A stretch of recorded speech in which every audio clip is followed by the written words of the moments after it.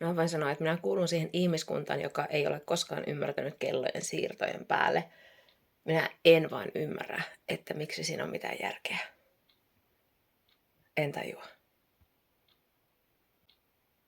Kuulun siihen ihmiskuntaan, joka olisi äänestänyt siinä äänestyksessä, jota ei ikinä sitten tapahtunutkaan, että luovutaan koko kellojen siirrosta, koska se häiritsee eläimiä ja se häiritsee, koska vaikka minäkään en elä silleen kellon mukaan, mutta kun koko muu maailma siirtyy sen, tai Suomi siirtyy sen mukaisesti, niin pakko se on niin kuin elää sen kellon mukaan sillä tavalla, niin kyllä se vaivaa ja häiritsee ja saa rytmiä sekaisin. Eläimille ja ihmisille. En käsitä. Mä en käsitä sen pointtia. Nope. Talvella on silti pimeää.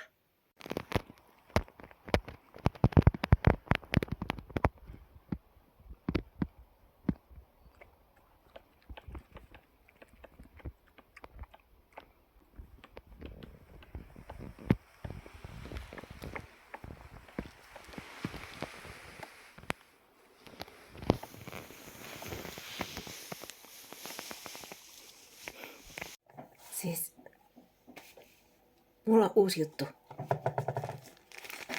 Mulla on, missä se näkyy? Näette tämän väärinpäin, mutta siis siinä lukee, että taianomaisia aarteita, sitten semmoiset kuut ja www.noitametsa.fi. Leimasin! Ja mä ajattelin, että koska mä en hirveästi näe järkeä käyntikorteissa, koska mä oon itse semmonen ainakin, että mä otan niitä ja sitten ne löytyy 2 vuoden päästä minun laukusta rutistuneena. Niin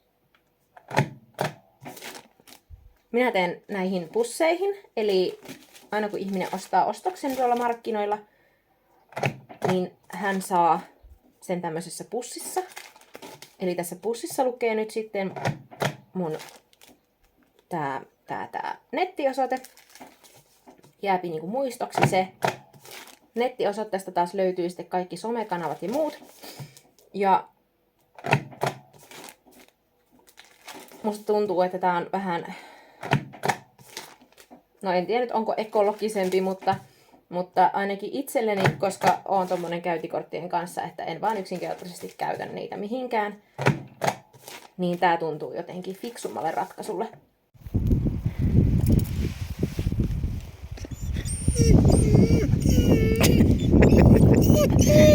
Kyllä me voidaan vähän aikaa pysähtyä. Höpö. Saakan mielestä pysähtely kesken lenkin on aivan turhaa. Mutta älä sinä pistä sanoja minun suuhun niinkö? Joo, no niin, kiitos, riittää. Tultiin katsomaan puroa. Mä käyn aina täällä purolla. Kiitos. Käyn täällä keväällä heti ensimmäisenä, kun alkaa jäät sulaa. Ja sitten mä käyn täällä, siis kesälläkin usein, mutta käyn syksyllä ennen lumien tuloa. Ja se on luvannut nyt viikon päästä suurin piirtein, niin on luvannut ihan kunnolla lunta.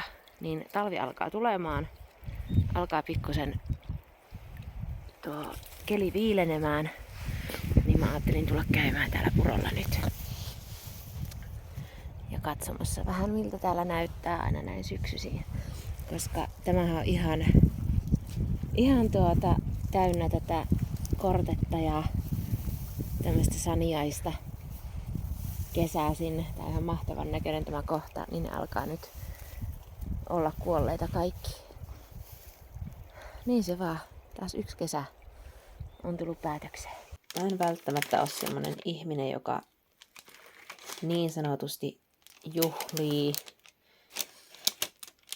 tämmösiä oikeastaan juuri mitään juhlia. Niin sanotusti. Ja se johtuu ihan kyllä siitä, että mä en koskaan ikinä muista oikein valmistautua niihin. Mutta tänä päivänä eletään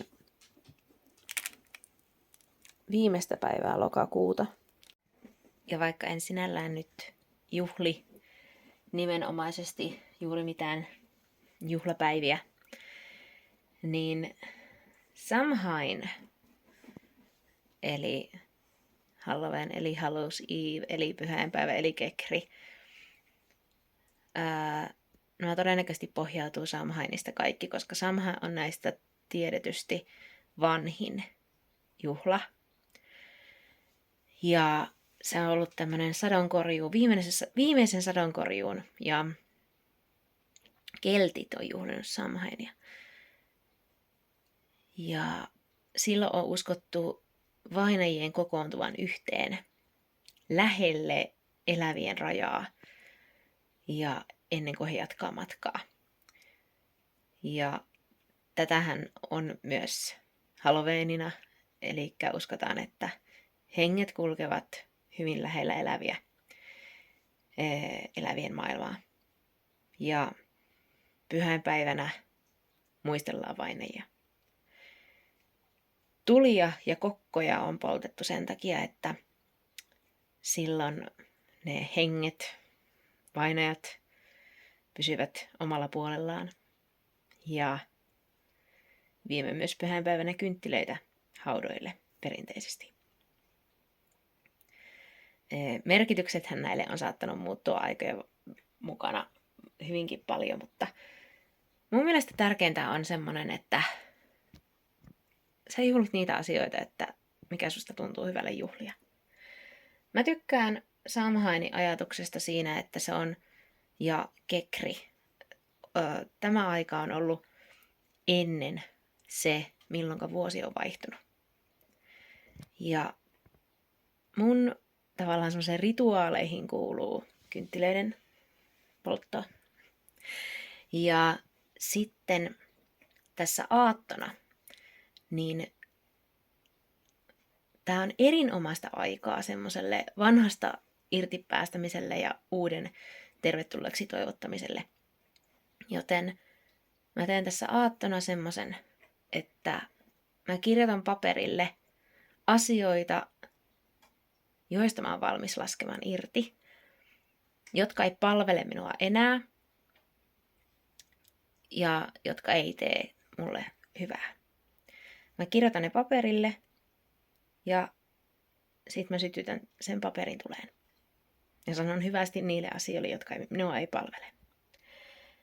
Ja huomenna taas sitten, kun nyt on niinku aatto, Samhainin aatto, huomenna on itse Samhain, niin mä kirjoitan paperille asioita, joita mä haluan lisää mun elämään.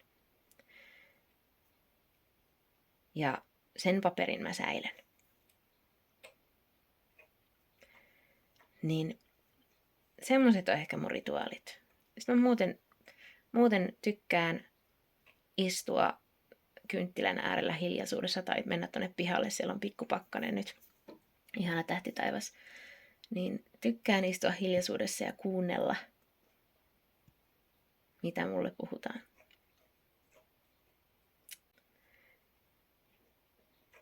Niin mulla ei oikeastaan ole muunlaisia. Tämä on se mun tapa tavallaan juhlistaa Samhainia. On 1.11. Eli Samhain kekri, Halloweenin päivä.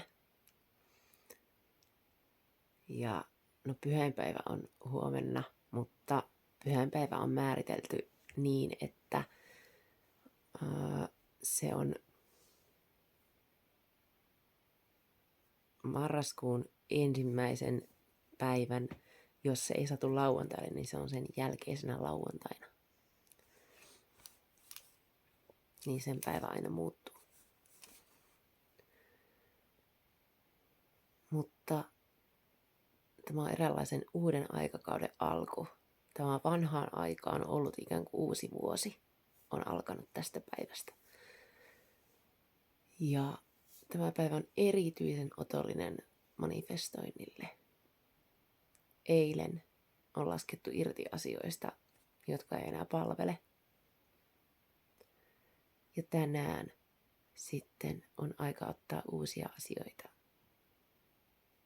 Tai haluaa saada elämänsä lisää. Minä ajattelin, että koska mulla on tänään ei ole mitään kiirettä eikä mitään pakkoa millekään, että minä elän tämän päivän oikein ajatuksella sillä tavalla, että miten minä elän sitä minun unelmaa, elämää marraskuisena päivänä. Ja ihan ekaksi mä ajattelin, että mä otan mun päiväkirjan ja kirjoitan tänne asioita, joita minun unelmapäivään kuuluu, joita minä haluan manifestoida lisää. Ja mä mietin, että siinä mielessä tässä on jotenkin oivallinen tilanne, että mulla on semmoinen olo, että multa ei puutu mitään. Jolloin kaikki, mitä minä haluan minun elämään enemmän tai lisää tai jotain uutta, niin se ei tule puuteajattelusta käsin. Ja se on paljon voimallisempaa kuin ajatella sen puuteajattelusta käsin, että kun sinulta puuttuu jotain, niin haluat tuota lisää, niin se on semmoinen vastustava energia. Niin tämä tuntuu oivalliselle päivälle tehdä tämmöinen asia. Teen semmoisen kehon avauksen, että lähdin vaan liikuttamaan kroppaa niin kuin tälle aamulla ihan minne se haluaa mennä. Sille ensin tosi varovasti, koska on vielä vähän unessa. Ja sitten lähdin vaan kiihyttämään sitä ja oikein niin kuin semmoinen, niin kuin, tiedätkö, heilutella käsiä ja jalkoja ja joka ikistä ruumiin osa, mikä vaan liikkuu jonnekin. Niin antaa vaan kropan tehdä, mitä se haluaa tehdä. Ja siis vitsi, mulla niin kuin paukahteli nivelet ja silleen hyvällä tavalla. Niinpä. Niin tuo tuntuu aika kivalle semmoiselle aamun avausvetryttelylle. Ja nyt mä ajattelin tehdä pienen tämmöisen hengittelymeditaation, mutta siis toinen istuu sylissä ja toinen pitää tassua olkapäällä, että kaikki on hyvin, äiti. Mutta ihan vähän aikaa hengitellä ja keskittyä siihen, että miltä minun kropassa tuntuu, miltä minun mielessä tuntuu ennen kuin lähdetään näiden eläjien kanssa ulos hevosten hoitoon. Mun unelmien päivään kuuluu myös se, että mä juon tarpeeksi vettä. Mä oon ihan älyttömän huono vedenjuoja. Mä juon ihan liian vähän vettä. Niin nyt mä aloitin mun aamun sillä, että mä join tän ison mukillisen vettä. Jännittävää, mitä tämmöisessä unelmien päivässä tapahtuukaan. Sitten ei kun tallihommille. Seila, tänne näin. Tänne näin. Hyvä. Mennäpä omaan mökkiin. Mennäpä omaan mökkiin, joo. Kyllä. Aamumökki hommat.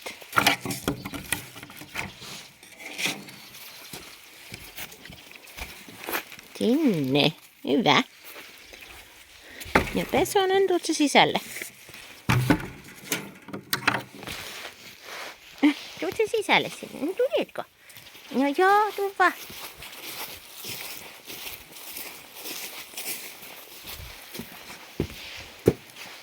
Pesosella paleltuu tassut tämmöisessä.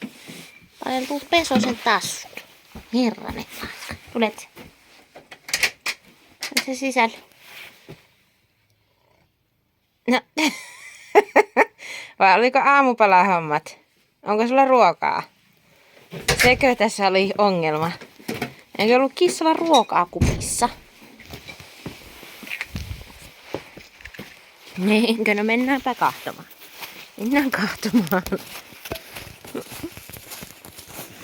Voi hyvän tähen. Entä Silli?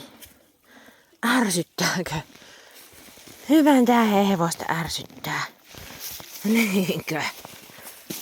Onko nyt tilanne? Tulehan Villekin syömään. Tulehan syömään sinä. Onko tullut tämmönen pakkanen? Herranen aika sinä.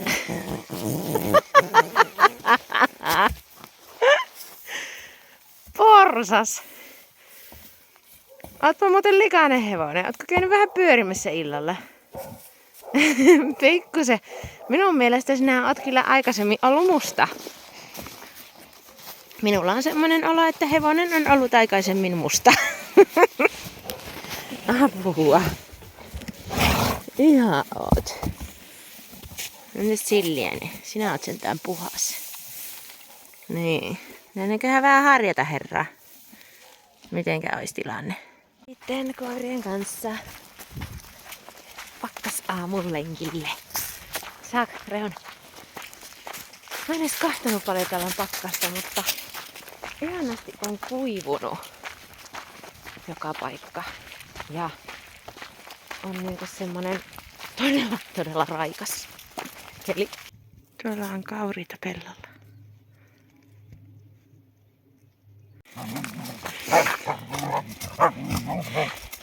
Riehu, juoksi!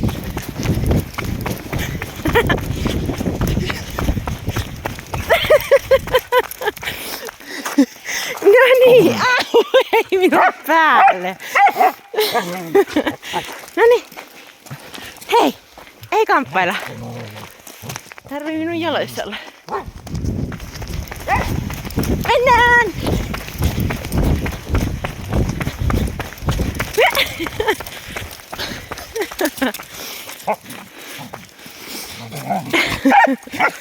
Hirveen kimaakkaa on tuo koira ääni. Hei, ihminen välissä. Aamupala tänä päivänä kattaa appelsiinin ja puuron, jossa on kanelia ja siemeniä. Ja kaneli itse asiassa se poistaa tulehduksia ja on hyvä immunipuolustukselle ja verensokerin tasaisuudelle. Ja sitten mulla on täällä tekeytymässä minttuteetä, jossa on ashwagandaa. Ja mun täytyy sanoa, mä oon reilun viikon, kohta 2 viikkoa syönyt putkeen tätä ashwagandaa, niin ihan järkyttävän hyvä. Mä luulen, että tämä on osasyy sille, että minkä takia mulla on ollut paljon, niin kuin minun aivot on paljon tasaisemmat. Että onhan siellä vieläkin 1000 välilehteä auki koko ajan, mutta mä pystyn hallihtamaan niitä paljon paremmin. Niin mä oon melko varma, että tällä ashwagandalla on jotain tekemistä asian suhteen. Ashwaganda on nyt ollut vähän tapetilla ja siitä syystä, että aiheuttanut ilmeisesti maksavaurioita, jos luvin oikein. Sitä tutkitaan tällä hetkellä. Mutta haluaisin sanoa sellaisen huomion, että ashwagandahan on yrtti, jota on käytetty Intiassa tuhansia vuosia. Ja silloin kun ashwaganda on puhdasta ja silloin kun sä käytät sitä annostuksen mukaan, tämän jauheen annostus on puoli teelusikallista kerran päivässä. Se on ihan mielettömän pieni määrä.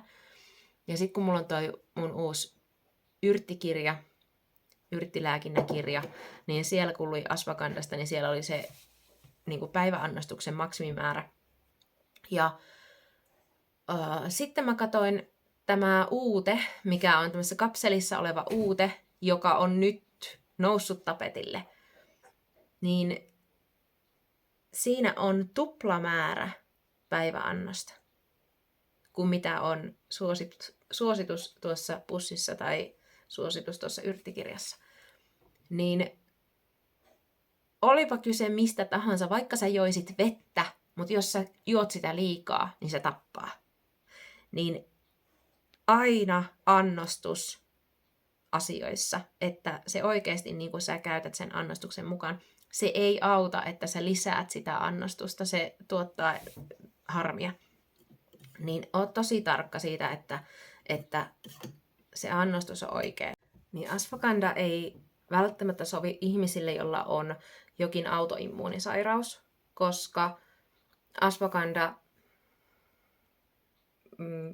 parantaa immuunijärjestelmän toimintaa ja autoimmuunisairauksissa se ihmisen oman immuunijärjestelmä toimii itse itseään vastaan, niin se saattaa lisätä sitä itse itseään vastaan toimivuutta. Niin, ja sitten korkea verenpaine on esimerkiksi kilpirauhasen liika- tai vajaatoiminta on semmoisia, että mihin tilanteisiin ashwagandha ei sovi. Ja sitten totta kai, jos on jotain lääkityksiä, niin aina kannattaa kysyä sitten lääkäriltä niistä. Mutta ei kannata mitään milloinkaan ikinä syödä sokeasti, että no koska tämän sanotaan tekevän hyvää. Kuulostele, mitä sitä sinun olotilaa, tekeekö se sulle oikeasti hyvää vai ei.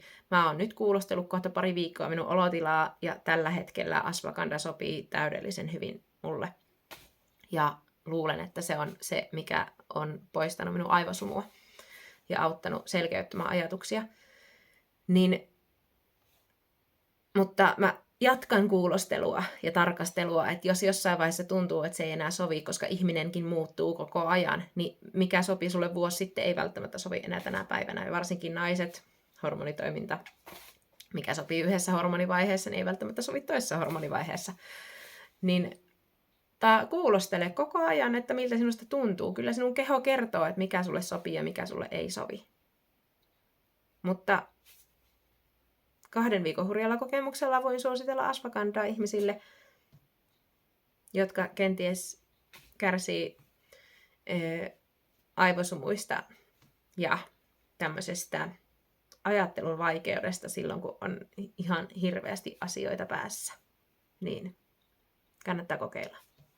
Tämä on kyllä todella hidas päivä, kun mä heräsin silloin joskus 6 maissa ja kello on nyt 9:15. Mä oon tässä aamupalalla. Oon mä siis kuitenkin jo. Eläimet on ruokittu ja vuohi on lypsetty ja koirat on käytetty lenkillä, että on tässä jo kerennyt tehdäkin. Mut just tämmösiä unelma-aamu. Ei oo kiire, on aikaa ja on aikaa vaan olla ja touhuta ja tehdä ja mennä. Mahtava tilanne. Mä sain juuri lähetyksen. Postiauto kävi tuomassa. Ensimmäistä kertaa avataan. Miten tämä avataan? Enhän minä yletä tänne. Apua.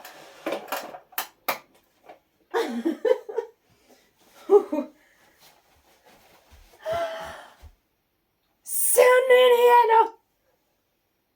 Laitan teidät toisinpäin, niin näette. Siis tämmönen standi! Wow, se on aika iso! Tuosta QR-koodista pääsee mun semmoiselle nettisivulle, missä löytyy kaikki mun somekanavat ja verkkokauppa. Ei vitsi! Se on tosi hieno!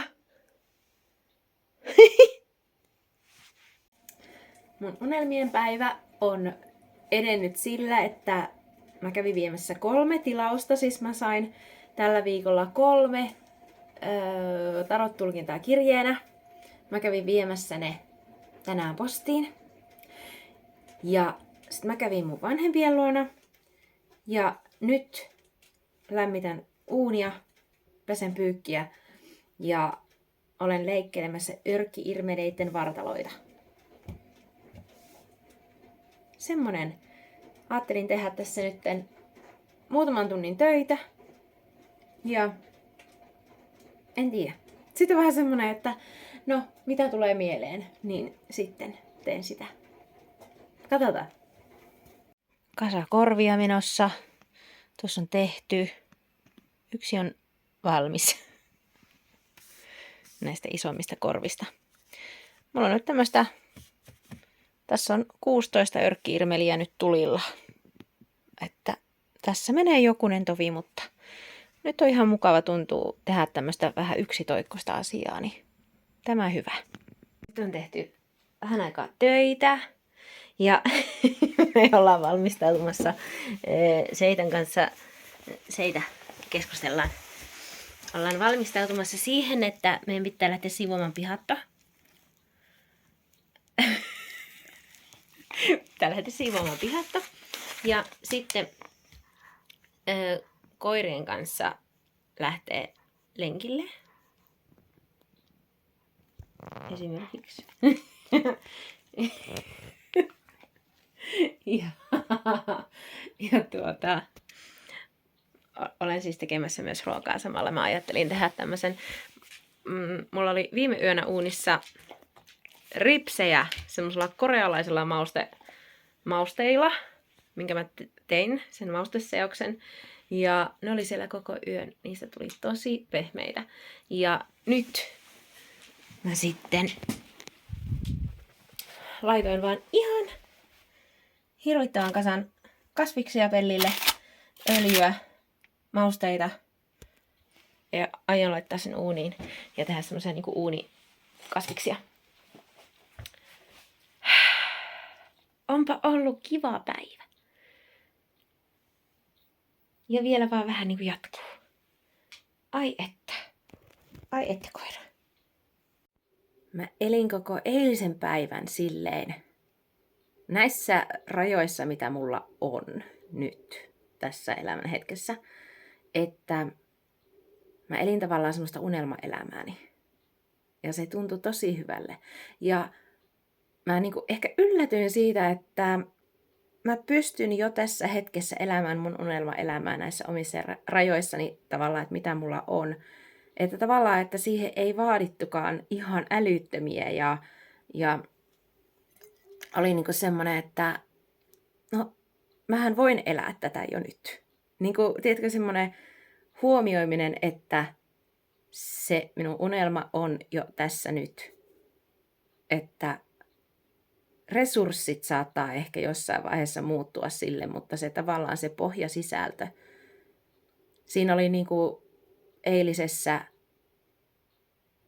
ulkoilua, liikuntaa ja työntekoa ja eläimiä ja semmoista rauhallista tekemistä, aikaansaamista. Niin jotenkin semmoinen, wow, aika kiva. Niin ajattelin jatkaa samalla linjalla, koska miksipä ei. Jos minä pystyn elämään minun unelmaelämäni jo nyt näissä, niin kuin tässä hetkessä, tässä todellisuudessa, niin why not? Aika jännä. Ja se, että kun mulla oli jo perusasetus tavallaan päässä se, että tänään minä elän unelmaelämääni, niin mulla oli jo niin hyvä fiilis kaikesta, mitä mä tein, koska mä olin jo valmis niin kuin siihen, että hei, tää on mun unelmaelämäni tällä hetkellä. Niin se niin kuin oli semmoinen game changer, niin sanotusti. Mutta kerron eilisestä rituaalista, mitä tein. Mä aina silloin tällöin harjoitan tällaisia rituaaleja, joista tulee mulle itselleni hyvä olo. Ja tää oli oikeastaan tämmönen 2 päivän rituaali, koska juuri kuten selitin, että oli tämä Kekri kautta Samhain, joka on päättänyt 1 vuoden ja uusi alkaa. Ja nyt on vielä niin kuin uusi kuu. Ja kaikki palaset paikoillaan semmoisille uusille asioille ja uusille aluille. Niin no silloin toissapäivänä tein sen irtipäästön. Kirjoitin paperille kaikki asiat, jotka enää palvele minua, minussa itsessäni. Esimerkiksi turhat pelot ja ahdistukset ja muut. Ja sitten mä poltin sen paperin. Ja se oli semmoinen niin kuin puhdistuksen ja irtipäästön ilta. Ja eilinen päivä, niin koko päivä oli pelkkää manifestointia. Mä aloitin päivän sillä, että mä kirjoitan päiväkirjaan, että miltä minun unelmaelämä tai päivä näyttää. Ja sitten parhaan kykyni mukaan, mitä vaan pystyin tekemään, niin mä elin sitä minun unelmapäivää. Ja illalla mä oon tehnyt muutamat tämmöiset loitsutaskut. Näitä on vielä pari verkkokaupassa saatavana. Täällä on ne, mitä mulla on verkkokaupassa, niin niissä on tämän lisäksi, niissä on kaikki riimumerkit tässä kannessa. Niin, hius. Tää on siis tällainen loitsutasku. Pyöräytetään kiinni, näin. Ja tää on semmosille pysyville loitsuille. Eli mulla oli täällä vanha paperi, jonka mä oon tehnyt ehkä joskus puoli vuotta sitten. Ja mä otin sen paperin täältä pois ja mä luin sen mun loitsun, mitä mä oon silloin kirjoittanut, eli toisin sanoen manifestoinnin. Ja oli tietkö tosi jännä huomata, että vaikka mä kuvittelin silloin, kun mä oon kirjoittanut tämän, että mä kirjoitan sen hyvästä energiasta käsin, niin siitä paisto oikein läpi semmonen ahdistus kautta pelkoenergia. Että vähän semmoinen niin kuin pakottava energia, että kun mä oon kirjoittanut ne, niin mulla on ollut tunteena se, että mua pelottaa, että nämä asiat eivät tapahdu, vaikka näiden on pakko tapahtua, että minä selviän. Niin mä oon kirjoittanut sen lapun semmosesta tunteesta käsin. Ja mä luin sen ja sitten mä poltin sen paperin. Kiitin sitä, että sinua ei enää tarvita, kiitos. Sitten mä otin uuden paperin ja mä kirjoitin todella erilaisesta energiasta käsin sinne asioita. Ja asioita, joita mä haluan lisää elämään, mutta ne asiat ei tullut niinku puuteajattelusta käsin, että mä kuolen, jos mä en saavuta näitä asioita, vaan se tuli semmosesta, että olen valmis vastaanottamaan tämmöistä ja tämmöistä. Ja se energia siinä tuntuu todella erilaiselta. Sitten mä taittelin sen tänne ja laitan tämän kiinni. Tämä on loitsutaskun idea. Tätä voi käyttää myös setelikukkarona. Kolikoita en välttämättä tänne tunkisi, koska eivät pysy. Ja tämän annetaan olla niin pitkään, kun susta tuntuu, että se asia on vielä relevantti, mitä sä oot kirjoittanut. Sitä voi välillä aina lukea. Tai sitten ei jättää sen olemaan. Mutta tämä on loitsutaskun idea. Tämä on siis nahkaa. Siihen on kaiverrettu tämä kuvio. Niin mulla on jotenkin tosi semmoinen levollinen olo. Ja mä ajattelin jatkaa tänä päivänä mun unelmaelämän elämistä, koska se olikin tosi helppoa. Se oli helpompaa kuin mä ajattelin. Ja mä uskon siihen, että hyvä tulee hyvän luo. Sitten kun sulla on hyvä olotila, niin lisää hyvää olotilaa tulee sun luo. Nyt on, kuulkaa, tilanne semmonen, siis pahoittelen erittäin huonoa valaistusta, mutta talvi tulossa ja huonot lamput. Mutta minä oon nyt, kävin kesällä kiertämässä Kuopiossa kaikki liikkeet läpi. Yritin etsiä semmoista lokerikkoa, mihin mä saisin mun myytävät kivet. Mä en löytänyt semmoista lokerikkoa, yritin etsiä siis puista. Niin sit mä päädyin tekemään itse nämä tällaiset lokerikot. No ne toimi sen kesän ihan jees, mutta eihän ne niinku silleen maailman siisteimmän näköiset oo. Nämä on siis tehty pahvilaatikosta ja sitten on päällystetty paperilla ja maalattu. Niin toimii ihan jees. Mutta nyt kun mä oon lähdössä sinne Tampereen kädentaitomessuille ja mä halusin, että se pöytä näyttää mahdollisimman siistiltä, niin mä lähdin kaverin kanssa taas Kuopioon. Ja me kierrettiin varmaan 10 kauppaa läpi. Siis me kierrettiin kaikki mahdolliset, missä ikinä vaan voisi mahdollisesti olla lokerikkoja. Tiedätkö semmoista niin kuin tämmöisellä 3-4 sentin laidalla olevaa lokerikkoa, jossa olisi monta pikkulokeroa, siis semmoista ehkä 7x7 sentin lokeroa, se olisi aika optimi. Ei löydy mistään, ei sitten mistään minkään näköisiä lokerikkoja. Ja me kierrettiin niinku, siis varmasti yli 10 liikettä ainakin.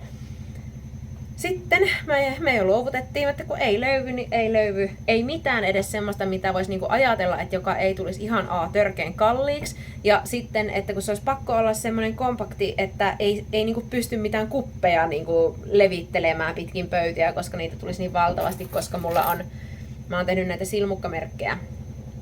Tässä on esimerkiksi yksi.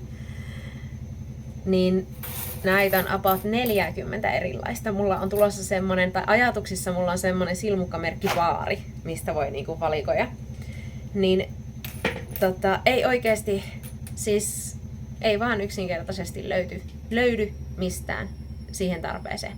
Sitten menimme viimeiseen kauppaan, joka oli ABC. Ja siinä on tämä Prisman rauta, mikä se on.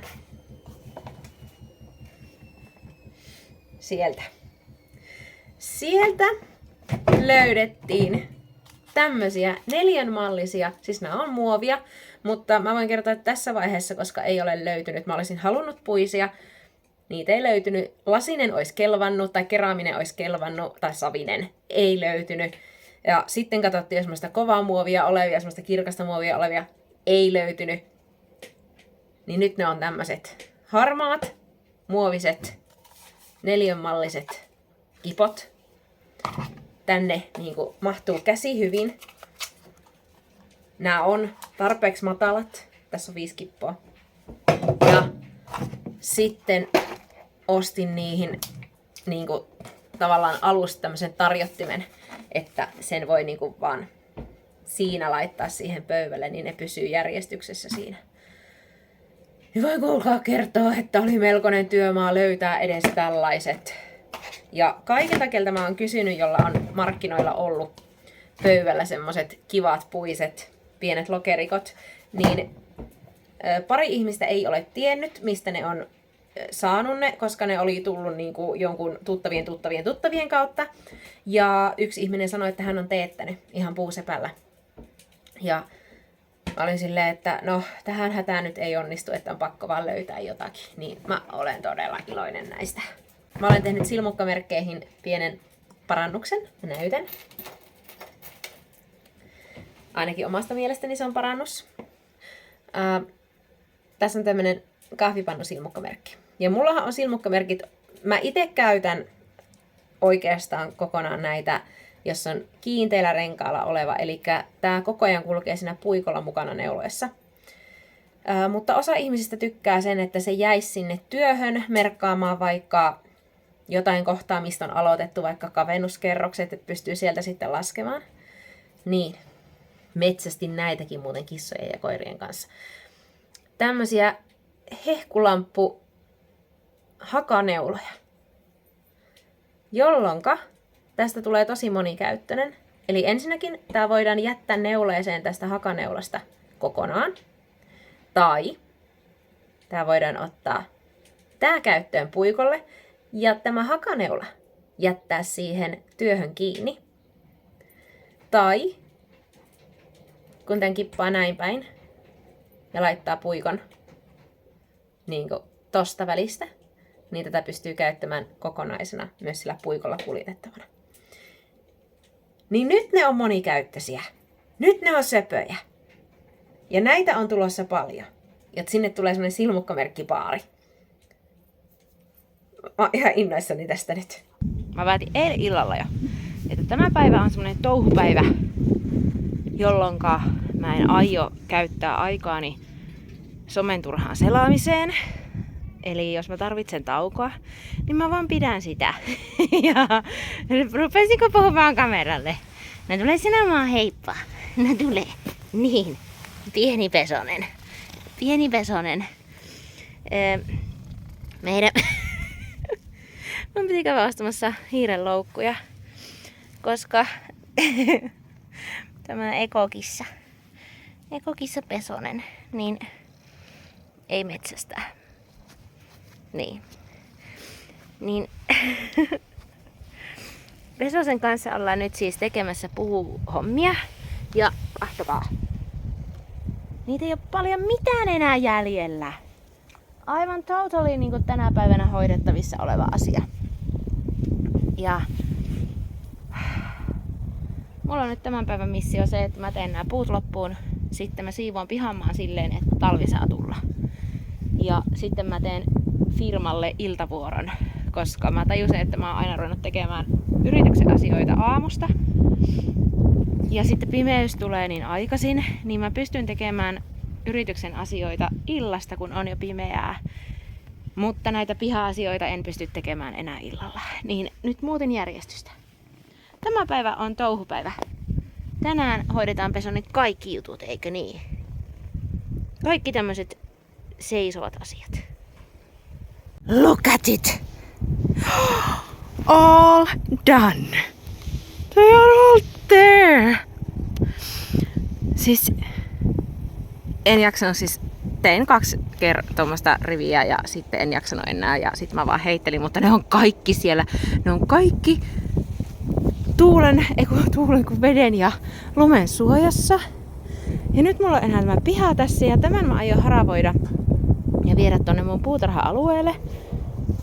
Sinne päällystään noita kulkuväyliä siellä näillä. Niin niinku, kuka olisi uskonut, että joku päivä ne vielä on tuolla varastossa. Menee joku helikopteri.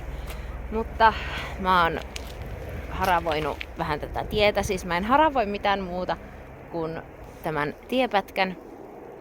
Ja nämä neulaset ja lehet. Mä vien sinne mun puutarha-alueella. Niistä tulee sitten multaa siellä. Niin en haravoi sen takia, koska on oikeasti niinku tärkeää pieneliöstölle sekä nurmikolle, että ne haravoinnit jätetään tekemättä tuolla nurmikkoalueella. Mä haluan, että se saa ravinteita itsestään, koska ne lehet sitten maatuu sinne. Mä en näe syytä sille, miksi haravoisin. Muutenkaan. Olen laiska.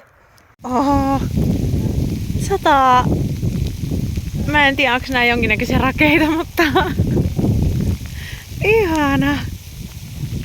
Lunta, jäätä, rakeita, jotain. Ai vitsi, miten kaunista. Seitä. Me saatiin ensimmäinen Mene psykiatrille kommentti YouTubeen videoon. Musta tuntuu, että meidän ei varmaan kannata kertoa niille niistä kaikista äänistä, mitä me kuullaan meidän pään sisällä. Mitä saakka? Let's Peson. Joo. Mä sain tosissaan ensimmäisen tämmöisen kommentin ja vaikka mä tiedän, että se tekee ihmisestä... Hei! Älä ottaa sormia. Nyt, oota vähän aikaa. Keskustellaan tilanne loppuun asti. Ja vaikka mä tiedän, että ei varmasti tule olemaan ainoa laatuaan ja ihminen on tosi haavoittuvainen silloin, kun se päättää paljastaa oman päänsä sisältöä. Elä huijo. Oman päänsä sisältöä avoimesti muille, niin se on tosi haavoittuvainen silloin. Ja juuri tämmöisille ihmisille, jotka eivät halua eikä kykene ymmärtämään, että maailmassa on jokainen ihminen on todella erilainen ihminen ja jokaisella ihmisellä on ne omat juttusa. Niistä ei vaan puhuta. Juuri tämän asian pelossa, että heidät tuomitaan jotenkin poikkeavaksi, jotenkin sairaaksi. Ja kyllä mä voin sanoa, että tämmöiset kommentit, aina vaikka mä tiedostan sen, että ne kertoo enemmän tämän kommentoijan sielun maisemasta kuin minusta.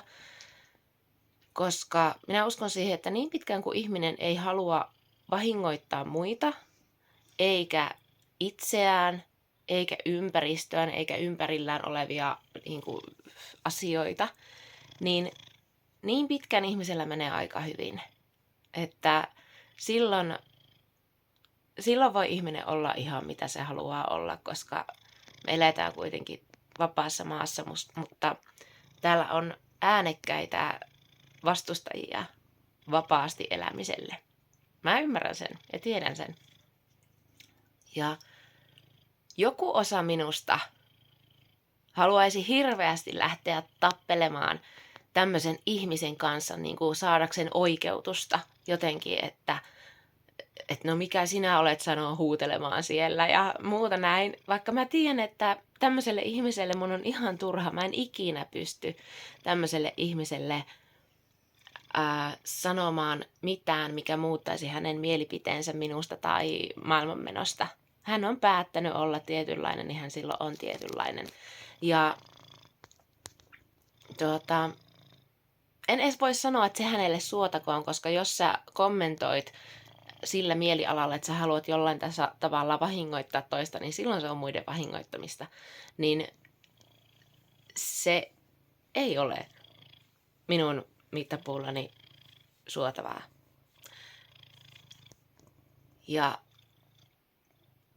Mutta mä en mahda sille mitään. Mä en mahda sille mitään muuta kuin sen, että mä piilotan kaikki tommoset kommentit ja käyttäjät kaikilta. Koska mä en myöskään halua, että ihmiset, jotka kamppailee niiden asioiden kanssa, että he haluaa tulla enemmän näkyväksi omana itsenään ilman pelkoa siitä, että heidät lynkataan, jos he näyttää, ketä he on. Niin vastustusta tulee olemaan aina.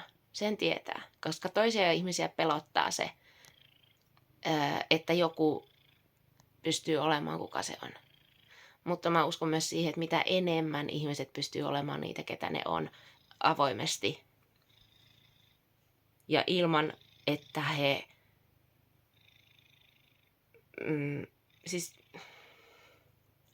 mitä enemmän ihminen pystyy olemaan sitä, mitä hän on, ilman että haluaa satuttaa muita siinä olemassaolollaan, niin paljon se lisää aina sitä suvaitsevaisuutta tässä maailmassa. Tässä maailmassa ei ole hirveästi suvaitsevaisuutta ja se on todella sääli, että meillä ihmisillä on niin paljon ylimääräistä aikaa, että me jaksetaan niin kuin puuttua toisten ihmisten tekemisiin siinä mielessä, että me haluttaisiin jotenkin laittaa se ihminen niin kuin takaisin ruotuun, niin sanotusti. Tuo ei ole normaalia. Mene psykiatrille. Mutta sanotaanko näin, että mene psykiatrillehan on semmoinen kehotus, että minäkin voisin kehottaa kyllä siihen kaikkia, koska itse opiskelu ja itsensä tunteminen ammattilaisen avustuksella, joka osaa kysyä sulta oikeat kysymykset, niin äärimmäisen hieno keino niin kuin päästä sille itse tutkiskelun polulle. Että siinä mielessä tämä kommentti, että jos se otetaan tähän valoon, niin kyllä voin samaistua ja kehottaa kaikkia siihen, että itse opiskelu ei ole koskaan turhaa ja sillä pystyy kenties pääsemään yli semmoisista traumoista, mitä on tapahtunut tai pahoista tapahtumista, niin kyllä. Itse asiassa tämähän on erityisen positiivinen kommentti siinä mielessä, että voisin kehottaa kyllä kaikkia tähän samaan. Kannattaa, koska keskustelu kannattaa aina. Ja itse tutkiskelu, omien aivojensa tunteminen kannattaa aina. Kyllähän tästä tuli semmoinen aika positiivinen.